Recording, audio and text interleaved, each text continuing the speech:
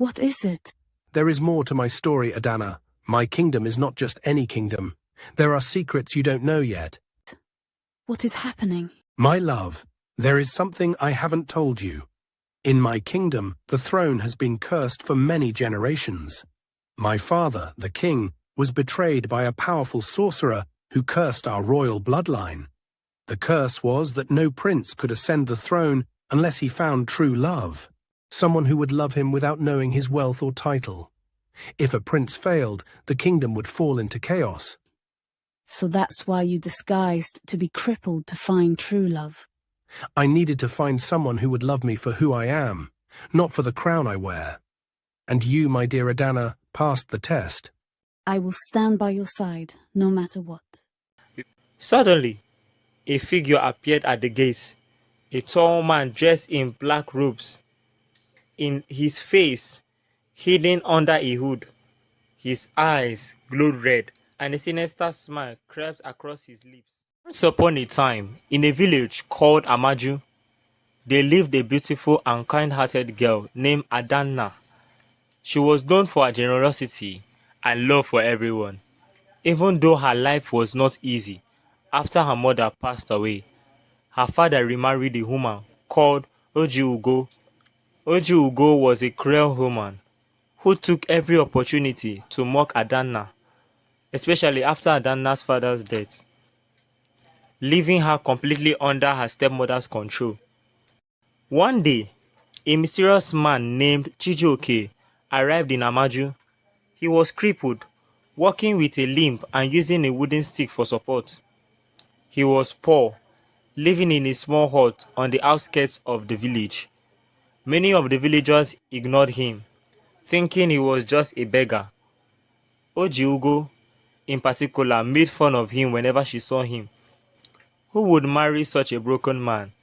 She would sneer. Only a foolish girl would even look at him. But Adana was different. She saw beyond Chijioke's appearance and grew fond of him because of his kindness and wisdom. They spent time together, and eventually, Chijioke asked for her hand in marriage. Adana agreed, knowing that he was a good man.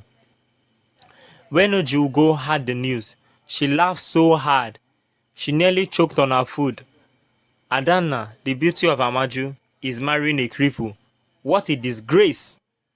You've made yourself the laughingstock of this village. Ugo mocked. The villagers, too, whispered behind Adana's back, but she didn't care. She knew what was in Chijioke's heart, and that was all that mattered. The two got married in a simple ceremony, and Adana moved into Chijioke's small hut. They lived a modest life, but there was happiness in their home. Chijioke treated Adana like a queen, and she loved him deeply. One fateful day, a group of noblemen dressed in fine robes arrived in Amaju. The whole village gathered, wondering who these people were and what business they had in such a small place. To everyone's shock, the noblemen approached Chijioke's hut and bowed low before him. Your Highness, we have come to take you back. The people of your kingdom await their prince. The villagers gasped, including Ugo, who was watching from the crowd. She couldn't believe her eyes.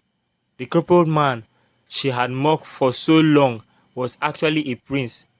Chijioke, the humble man, who had disguised himself as a beggar, had come to Amaju to find a wife who would love him for who he truly is, not for his wealth or title. My dear wife, you loved me when I had nothing. Now it's time for you to be my queen. Ugo's face turned pale. She rushed forward, trying to apologize, but before she could speak, Chijioke raised his hand. No need for apologies, but remember this moment the next time you judge someone by their appearance. As the noblemen helped Chijioke into a golden carriage. But just as they were about to leave, a loud crack of thunder shook the ground. The sky darkened, and the strange wind began to blow through the village, toward the distant mountains. Something wasn't right. What is it? There is more to my story, Adana. My kingdom is not just any kingdom. There are secrets you don't know yet. What is happening? My love, there is something I haven't told you. In my kingdom, the throne has been cursed for many generations. My father, the king, was betrayed by a powerful sorcerer who cursed our royal bloodline. The curse was that no prince could ascend the throne unless he found true love, someone who would love him without knowing his wealth or title. If a prince failed, the kingdom would fall into chaos. So that's why you disguised to be crippled to find true love. I needed to find someone who would love me for who I am, not for the crown I wear. And you, my dear Adana, passed the test. I will stand by your side, no matter what. Before Adana could ask any more questions, the carriage sped off into the darkening horizon. The villagers stared in awe as the prince and his new queen disappeared into the mysterious storm. As the carriage carrying Chijioke and Adana sped away from Amaju, the dark clouds above thickened and the wind howled through the wind. Adana clutched her husband's arm, her heart pounding with uncertainty. As they approached the royal palace, the storm grew fiercer and the sky turned green. The palace itself was grand, but shrouded in a heavy mist, and its gates were guarded by tall, dark statues with glowing eyes. Suddenly, a figure appeared at the gates, a tall man dressed in black robes. In his face, hidden under a hood, his eyes glowed red, and a sinister smile crept across his lips. So the crippled prince returns, the sorcerer sneered. And I see you brought your little bride. How sweet. Your tricks won't work anymore.